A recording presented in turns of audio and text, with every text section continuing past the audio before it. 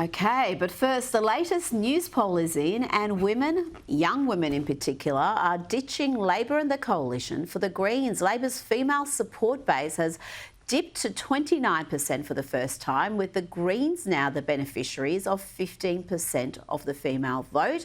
But the two-party preferred vote remains at 51 to 49 in favour of the coalition, thanks mainly to growing anti-Labor sentiment in Victoria and a surge in support for the coalition in Queensland. Peter Dutton does appear to have a problem with young women. His approval rating is just 21% among that cohort, with a disapproval rating of 64%. Compare that to the Prime Minister's approval rating of 40% for that demographic. But the issue appears to be with young women only. If you add women of all ages into the mix, the two-party preferred metric favours the coalition, 51 to 49%. Joining me now for more on this is Senior Fellow and Chief Economist at the Institute of Public Affairs, Adam Creighton. Adam, young women are increasingly leaning left. We can see that from the data. We can see that anecdotally. 15% of them, you could argue, are leaning radical left. Yes, look, this is a phenomenon that's actually happening all around the world, and it's hard to explain. The only theory that I can come up with is it's the education system, which is increasingly far left and increasingly feral, if you like, and it tells young women that that young men and men in general are the enemy and aren't to be trusted, etc., etc.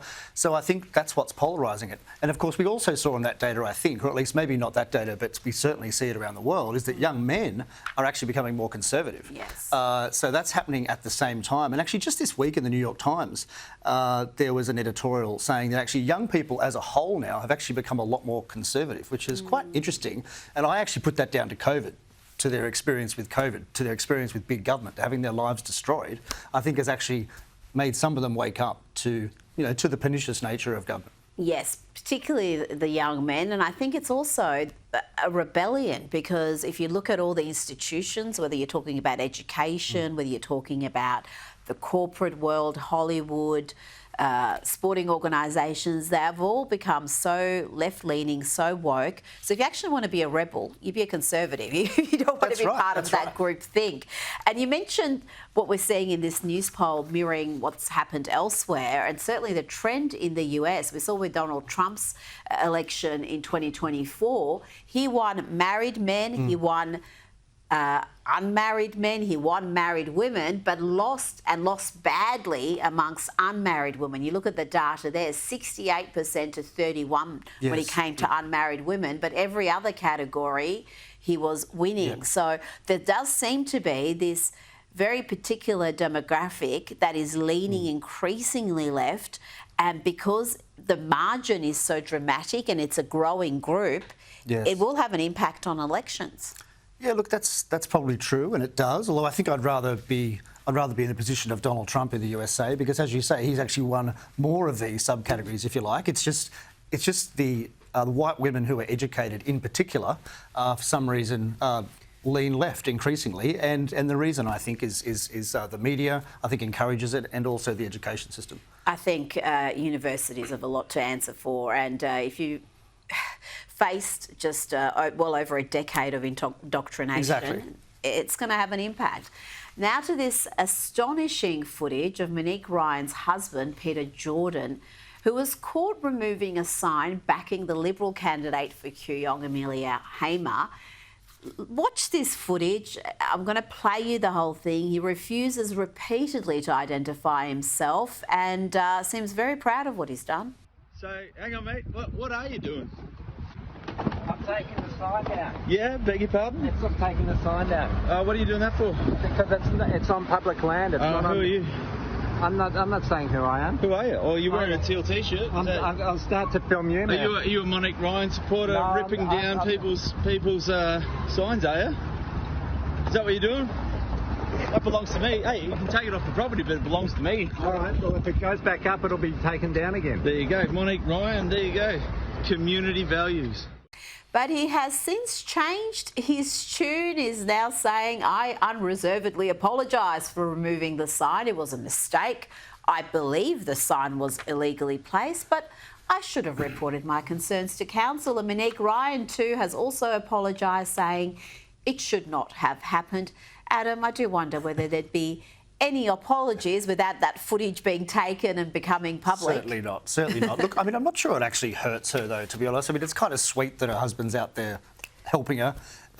You know, even if it's not, you know, it's romance is not dead. Yeah, it goes on a lot. And look, there are rules about where things can and can't be put. Yeah, look, I mean, it's kind of embarrassing, and clearly she was embarrassed by it. She's apologised. He's apologised. We'll probably see more of this through the election campaign, I would say. Yeah, but you would hope not to see it from the husband of the local MP. You would think they would have more sense. Just how brazen and entitled you'd have to be. And you wonder whether she behave knew, like that. actually.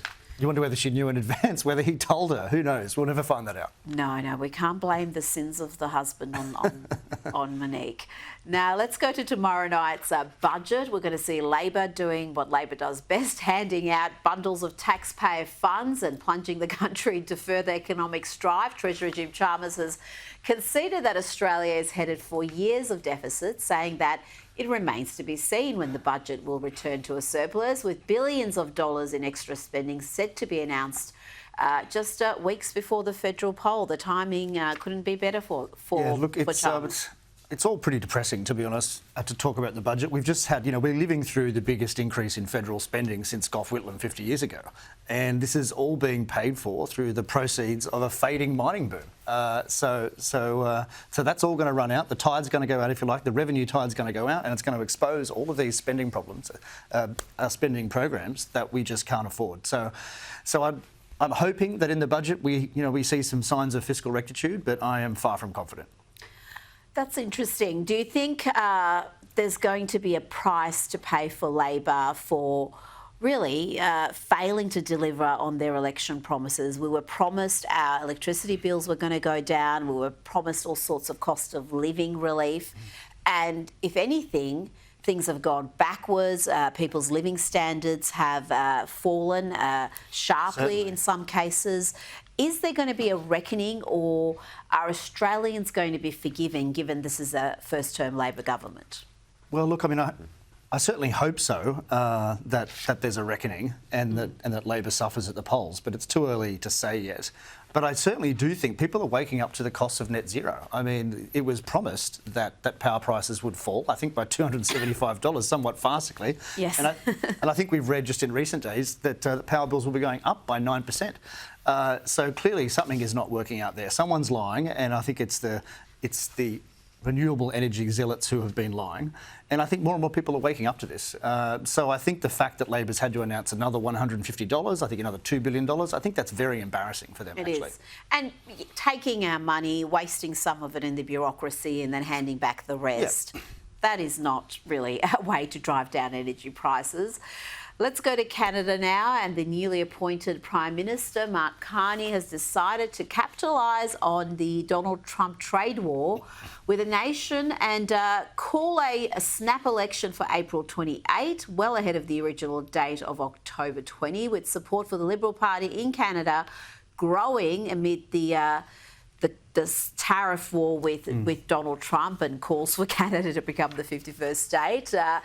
Not a smart move here. Of course you're going to capitalise if you... And you've got Canadians finally being proud of Canada, being patriotic. Who could have imagined this? Donald Trump can work miracles. No, look, it's been an absolute godsend for Mark Carney, the whole tariff and Donald Trump's comments about Canada. So, I mean, it's very unfortunate for the poor opposition leader, who was basically coasting to victory, I thought. Pierre Poilievre is a very capable candidate, but Donald Trump doesn't like him, and he's not doing him any favours.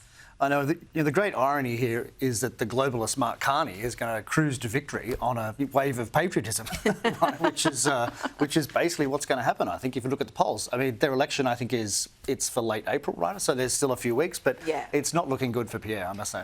Well, this Carney character has got all sorts of red flags with him, so it remains to be seen whether the Conservatives can capitalise on that.